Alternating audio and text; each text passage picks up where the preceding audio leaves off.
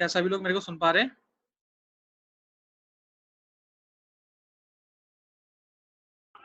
Yes sir, सुन रहे हैं। ठीक है। सो जो नहीं सुन पा रहे हैं, कोई दिक्कत नहीं है, इसको मैं रिकॉर्डिंग पे लगा रहा हूँ, तो इसकी रिकॉर्डेड फाइल मैं आपको भेज दूँगा, तो इससे कोई दिक्कत नहीं होगी। ठीक है, अभी टाइम वेस्ट नहीं करते हैं, इसको स्टार्ट करते हैं सेशन को। जो लोग सुन पा रहे हो कंटिन्यू कीजिए, जो नहीं सुन पा रहे हो पीपीटी देखिए एक बार और उसके बाद रिकॉर्डेड फाइल मिल जाएगी आपको।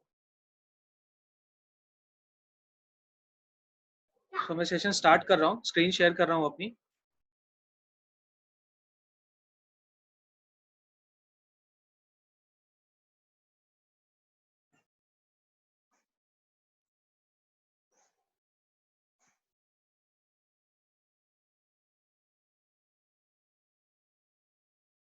आई होप सभी को मेरी स्क्रीन दिख रही है। Yes sir. सो आज का जो टॉपिक है, हम देखेंगे कि कैसे अपने सीवी को हम और ज़्यादा बेटर बनाएँ और अपने रिज्यूमे को और ज़्यादा बेटर बनाएँ। सो थोड़ा-सा पहले मैं अपने इंट्रोडक्शन के साथ स्टार्ट करूँगा कि और थोड़ा बताऊँगा कि ज़रूरी क्यों है, ठीक है? सो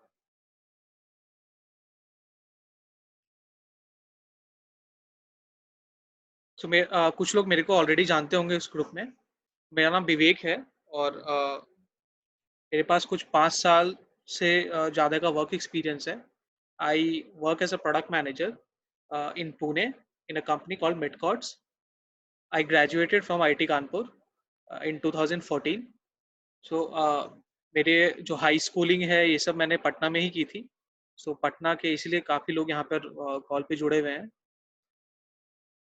आई हैव अ फीलिंग कि जो जितना मेरा एक्सपीरियंस आया है मैंने लगभग 1000 से ज़्यादा रिक्रूटमेंट किया है अपने अभी तक 5 साल में और डिफरेंट डिफरेंट सेक्टर्स में design interviews, technical interviews, banking में के लिए जो लोग आते हैं उनके इंटरव्यू, सेल्स इंटरव्यूज़।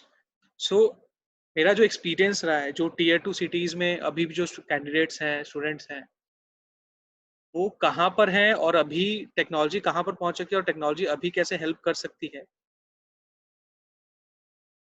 उसको अंडरस्टैंड करना बहुत ज़रूरी है, ठीक है?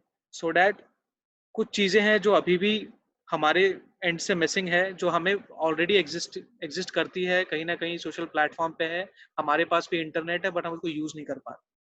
सो आई विल टेल यू कि क्या-क्या चीज़ें आप ध्यान रख सकते हो, जिससे आपका रिज़्यूमे और बेटर बने। आपका हर एक चीज़, सिर्फ़ एक रिज़्यूमे मैटर नहीं करता, एक जॉब पाने के लिए आपका communication skills, personality, professional etiquettes, problem solving skills, ये सारी चीज़ें मैटर करती हैं।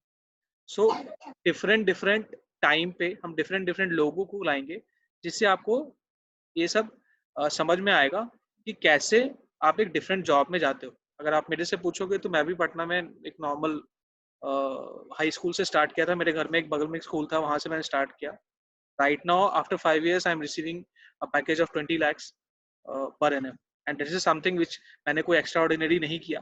बट ये है कि मैं आपको वो चीज़ शेयर करना चाहता हूँ, क्योंकि बहुत चीज़ें हैं जो हम अभी एक नैरो माइंडेड होके बहुत चीज़ें हम नहीं करते हैं, जो कि हम रोज़मर्रा की ज़िंदगी में कर सकते हैं। हमारे पास इंटरनेट है, उसको हमें अच्छे से यूज़ करना आना चाहिए।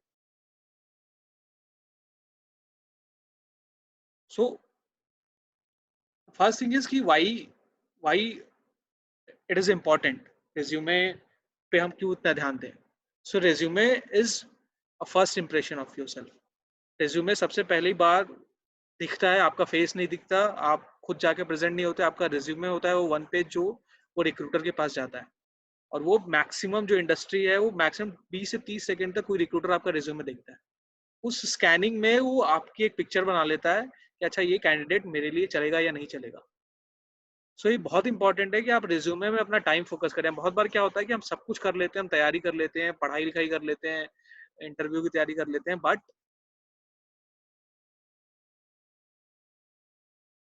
बट हम वहां पर फेल हो जाते हैं जहां पर रेज्यूमे बनाना होता है। उसको हम सोचते हैं 10 मिनट में बन जाए, एक दिन में बना के जल्दी से दे देते हैं। तो वो चीज हमारे लिए कहीं ना कहीं नुकसान करती है, क्योंकि सबसे पहला इंप्रेशन ही खराब हो जाता है, वहां पर शॉर्टलिस्टिंग चांस ही हम कम कर देते हैं। सो इसीलिए ये जानना बहुत इंपॉर्टेंट है, इस पे ध्यान देना बहुत इंपॉर्टेंट है कि रेज्यूमे की जो भी टिप्स मैं अभी बताऊंगा उसको फॉलो करना बहुत इंपॉर्टेंट है, ताकि फर्स्ट जो सीढ़ी है आपकी, फर्स्ट लैडर है, वो क्रॉस अप करें। तो इसमें मैं कुछ टिप्स से स्टार्ट करूंगा जो चीज आपको हेल्प करेगी डायरेक्ट अपने रिज्यूमे को प्रिपेयर करने में।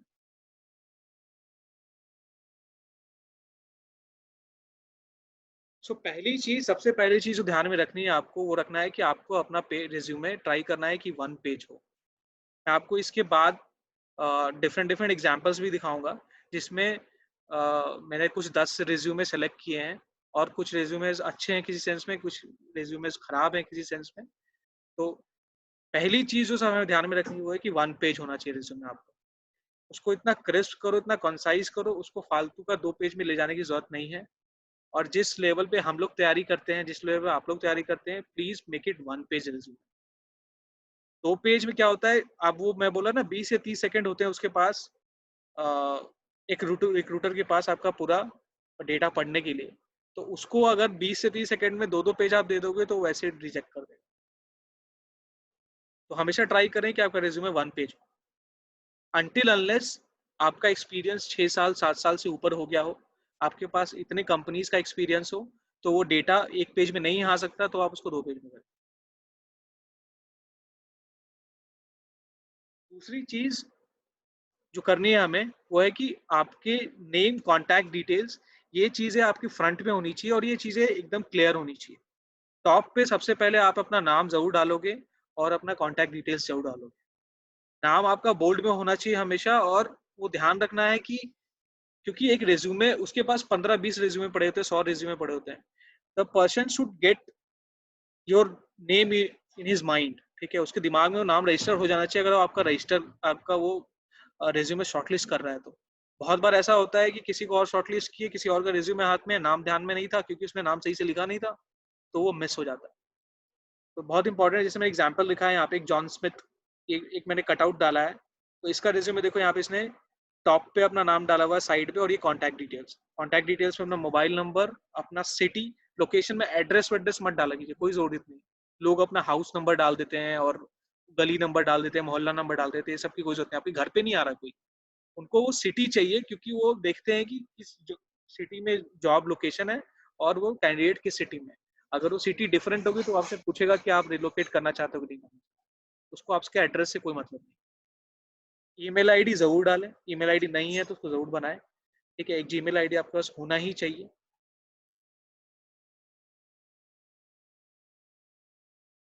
प्रोफाइल यूआरएल, सो आप देखोगे ना, बहुत, अब जैसे ये सेकंड रिज्यूमे आप देख रहे हो, अगर अभिरूप बैनर्जी का है, ये एक डिजाइनर है, इसका भी मैंने इंटरव्यू लिया था, तो इसने देखो आप यहाँ पे अपना एक प्रोफाइल का लिंक डाला हुआ है। तो बहुत लोग जो इस तरह के क्रिएटिव वर्क में इन्वॉल्व है, कोई टेक्निकल बंदा है, एंड्रॉइड डेवलप करता है, मोबाइल डेवलप करता है, उसका कोई ना कोई एक प्लेटफॉर्म होगा जहाँ पर वो रजिस्टर कर सकता है। हमारे लिए क्या प्लेटफॉर्म है, आप लिंक्डइन पे जाइए। So I would recommend everyone to create an account on LinkedIn. आप सब लोग अपना अपना अकाउंट लिंक्डइन पे जरूर बनाएं, क्योंकि वहां पर अभी शायद आपको नहीं समझ में आएगा, अभी ज्यादा फायदा नहीं दिखेगा, बट वहां पर सारे प्रोफेशनल्स हैं। Even CEO of a big company is already on LinkedIn, और वहां से आप बहुत इजीली कनेक्ट कर सकते हैं किसी को प्रोफेशनली। और वहां से जब आप कनेक्ट करते हैं किसी को, तो ज्यादा टेंडेंसी होती है कि वो आपको सीरियसली लेगा, instead of connecting someone on Facebook और व्हाट्सएप। तो लिंक्डइन अकाउंट जरूर बनाओ, उसको बना के रखो, फायदा इवेंचुअली फायदा होगा बाद में, बट एक अकाउंट होना चाहिए। उसको हम, अगर कुछ नहीं होता है तो आप उसमें मेरे को कनेक्शन रिक्वेस्ट भेजो। आपको आपको वहां पे नहीं समझ में आएगा कि लिंक्डइन को कैसे यूज करें, मैं बताऊंगा। जैसे ये थर्ड रिज्यूमे कटआउट है, देखो यहाँ पर इसने नेम अपना बोल्ड पे सामने दिया हुआ है, और यहाँ पे address, mobile number, email ID, ये 3 चीजें बहुत जरूरी होती हैं।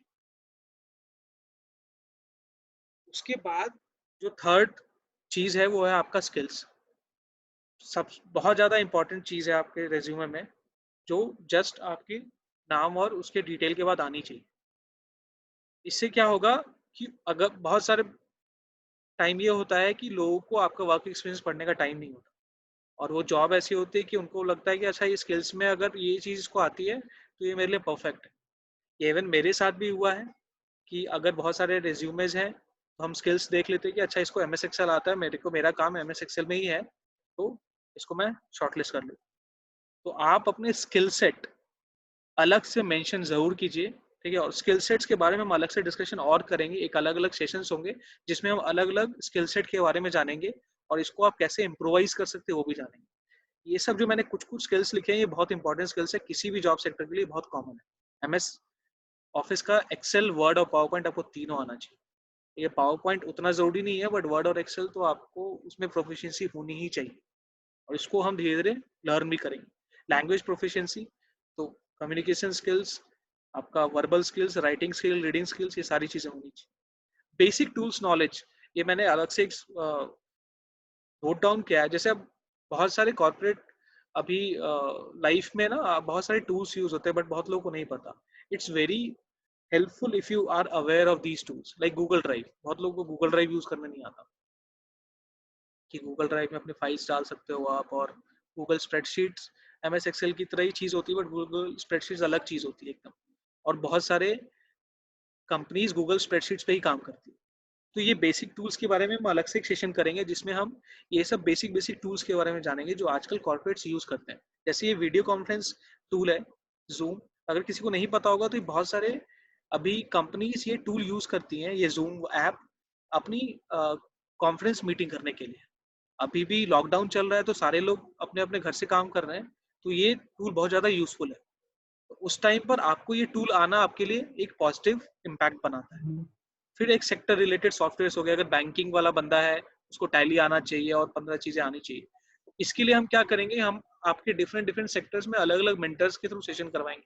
जैसे कोई एक बैंकिंग का बंदा लेके आऊंगा मैं कभी, या कोई अकाउंट्स का बंदा लेके आऊंगा जो आपको टैली बताएगा टैली में, और वो बेसिक बेसिक चीजें बताएगा जिससे आप लर्न कर सकते हो। लर्न करने के लिए कंटेंट बहुत सारा है, ठीक है, इंटरनेट पे जाओगे, बट कौन सा पढ़ना है, कौन सा कब पढ़ना है, वो बताने के लिए हम सेशन करवाएंगे।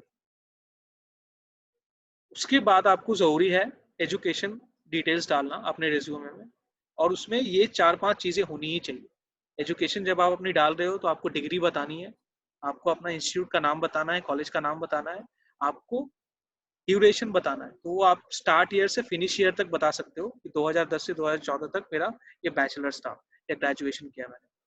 अपना स्कोर जरूर मेंशन करें और अपना लोकेशन जरूर मेंशन करें। जैसे मैंने यहाँ पे एग्जांपल दिया है, यहाँ पे आप देखो, यहाँ पे इसने डिग्री डाल दी है, यहाँ पे कॉलेज है, लोकेशन और ये ईयर ड्यूरेशन।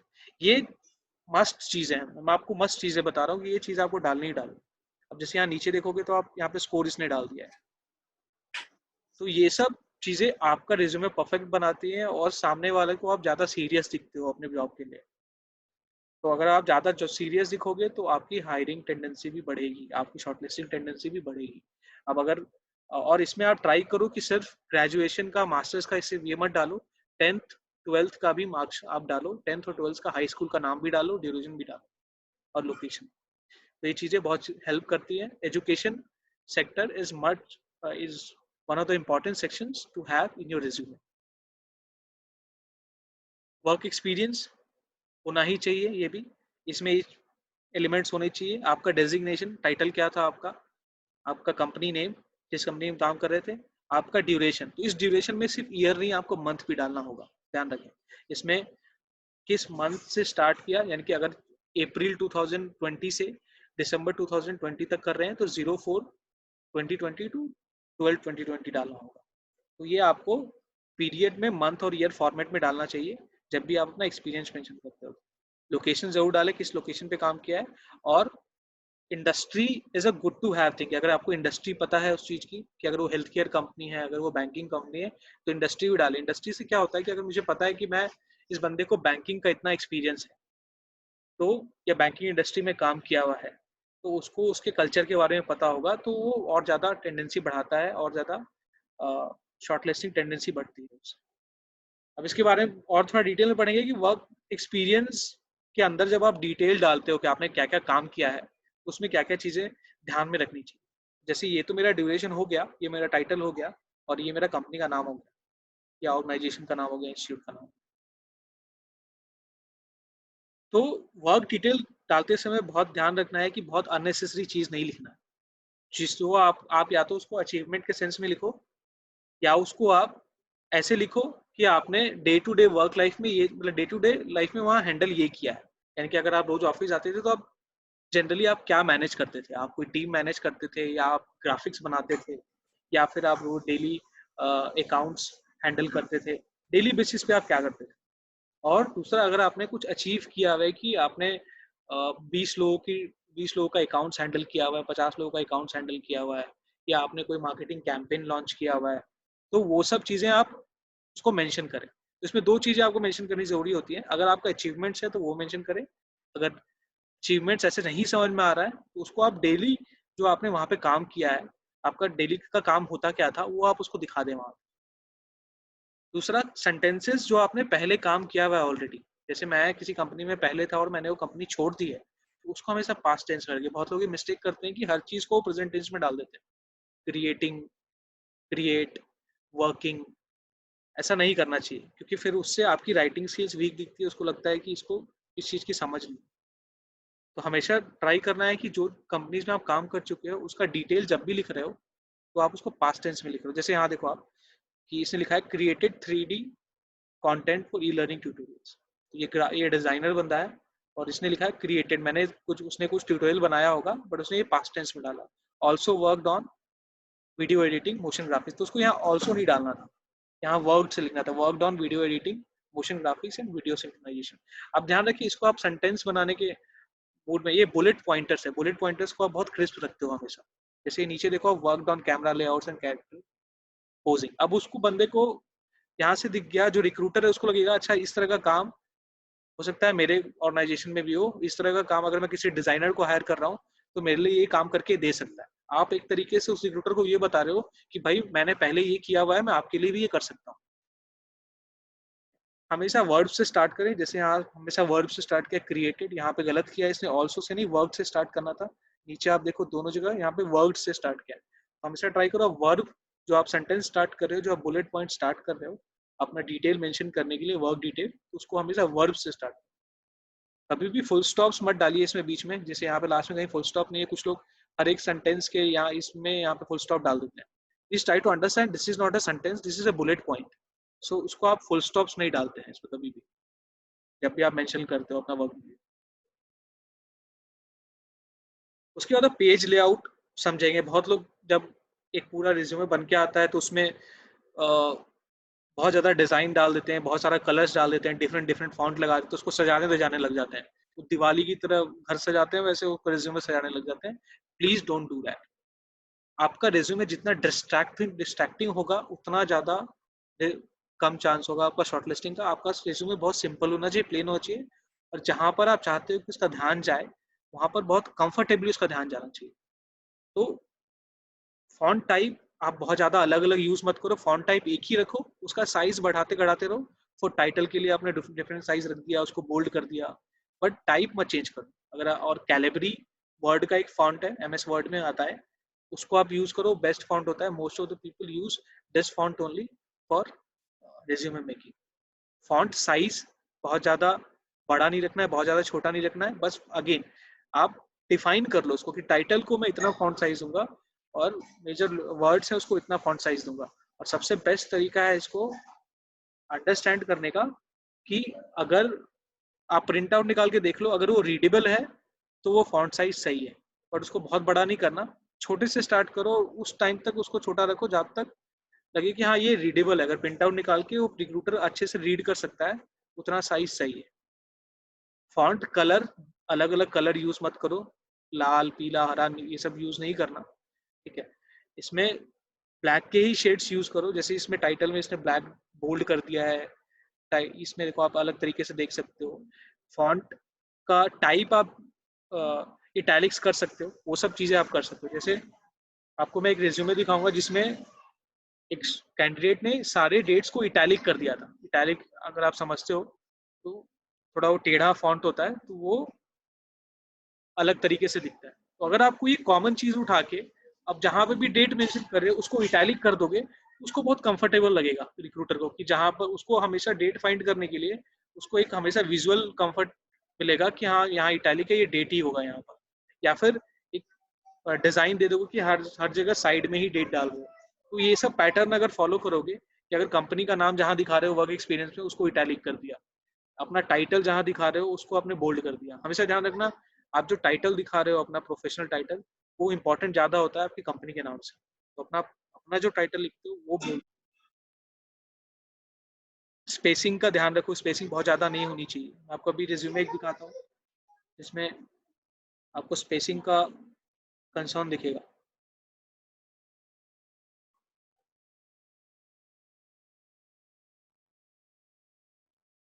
अब ये देखिए, ये रिज्यूमे जिस स्पेसिंग के चलते 2 पेज में चला गया, 3-3 पेज में जा रहा है।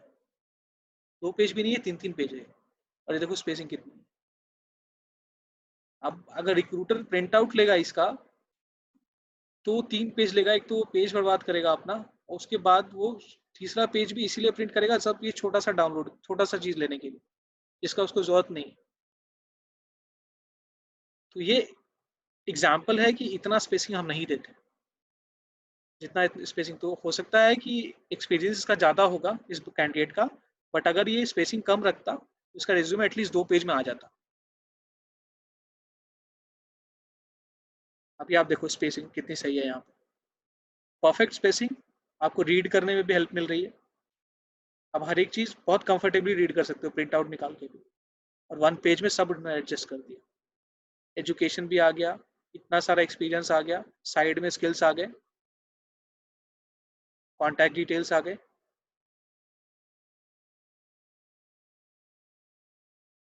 So this is a perfect example to manage spacing in your resume.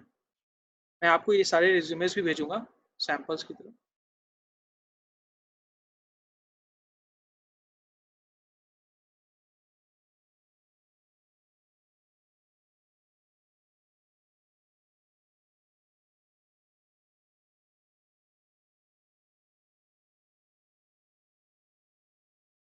अब हमें देखना है कि क्या चीज़ें नेसेसरी नहीं है जो आप अवॉइड कर सकते हो अपने रिज्यूमे में। वन थिंग इज कि आप जो बहुत सारे लोग डालते हैं, जो स्पेशली जो एग्जीक्यूटिव लेवल पे रिज्यूमे प्रिपेयर करते हैं, बैंकिंग एग्जाम करते दे रहे होते हैं, सेल्स का इंटरव्यू दे रहे होते हैं, वो लोग ये सब चीज़ें डाल देते हैं जिसकी कोई ज़रूरत नहीं है। अगर आप डाल रहे हो, आपके पेज पे स्पेस है, तो आप डाल दो उसको, बट इसकी कोई ज़रूरत नहीं है। सबसे पहले चीज़ डिक्लेरेशन। डिक्लेरेशन जो डालते हैं, क्या ये hereby declare declare that this is true from my end, और जो भी डाल देते हैं वो उसकी कोई ज़रूरत नहीं है। ठीक है, उसको आप हमेशा अवॉइड कर रहे हैं अपने रिज्यूमे में डालना। डिक्लेरेशन डालने की कोई जरूरत नहीं है, कोई नहीं डालता आजकल। ठीक है, हॉबीज एंड इंटरेस्ट आपके वही, अब बाकी जो चीजें आपके रिज्यूमे में स्पेस है। ठीक है, आप फ्रेशर हो और आपको लगता है कि ठीक है मेरे पास वर्क एक्सपीरियंस ज्यादा नहीं है, तो आप बाकी चीजें डाल सकते हो। हॉबीज इंटरेस्ट, अपने एक्स्ट्रा करिकुलर एक्टिविटीज डाल सकते हो, आप रेफरेंसेस डाल सकते हो। ठीक है, प्रोफेशनल टाइटल भी बहुत ज़्यादा ज़रूरी नहीं है, बट प्रोफेशनल टाइटल कुछ भी डालने से अच्छा है कि आप ना डालो। तो प्रोफेशनल टाइटल लर्न करना होगा आपको, अंडरस्टैंड करना क्या होता है प्रोफेशनल टाइटल। मैं आपको डेफिनेशन बताता हूँ थोड़ी उसकी, कि जैसे मैंने अपने रिज्यूमे में डाला हुआ है कि 2014 IT Kanpur graduate with 5 years experience in product management.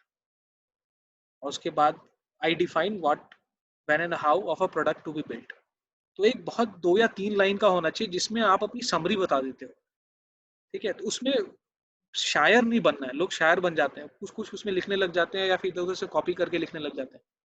ने इंटरनेट से कुछ देखा और वो लिखने लग गए, और 5 लाइन का उनका ऑब्जेक्टिव होता है, 5 लाइन का प्रोफेशनल टाइटल होता है। उतना नहीं लिखना। आपका जो नीचे जो एक्सपीरियंस है जो भी है उसका एक समरी होता है वो ऊपर, उसको आप लिखो, बट वो भी बहुत ज्यादा इंपॉर्टेंट नहीं होता। अगर है तो अच्छी बात है। ये सब सिर्फ आप उस टाइम यूज करें जिस टाइम आपको स्पेस मैनेज करना है। अगर आपको लगता है वर्क एक्सपीरियंस कम है, मेरे पास ज्यादा पॉइंट नहीं है लिखने के लिए, तो ये सब चीजों का यूज करिए ताकि स्पेस आपका 1 पेज रिज्यूमे भरा भरा लगे। खाली रिज्यूमे नहीं होना चाहिए। एक पेज भी जो बनाओगे तो वो भी अच्छा फिल्ड होना चाहिए, ऐसा नहीं कि उसको खाली छोड़ दिए। ठीक है, इधर उधर स्पेस नहीं होना चाहिए बहुत ज्यादा। तो ये सब टिप्स जो भी मैंने आपको बताई, इससे अब आप आगे क्या कर सकते हो, नेक्स्ट स्टेप क्या है इसका। तो अगर आपके पास ऑलरेडी एक रिज्यूमे है, तो आप ये सब टिप्स से अपना रिज्यूमे निकालो आज ही। ये सब जो मैंने टिप्स दिए उसे कंपेयर करो। आपको लगता है कि ये चीज़ यहाँ पे गलत है, उसको वापस सही करो। या तो सही करो या तो उसको वापस से आप बनाओ। अगर आपको चाहिए कि आपका रिज्यूमे चेक हो जाए, मैं आपको रिज्यूमे देखूँ, तो आप ग्रुप पे अपना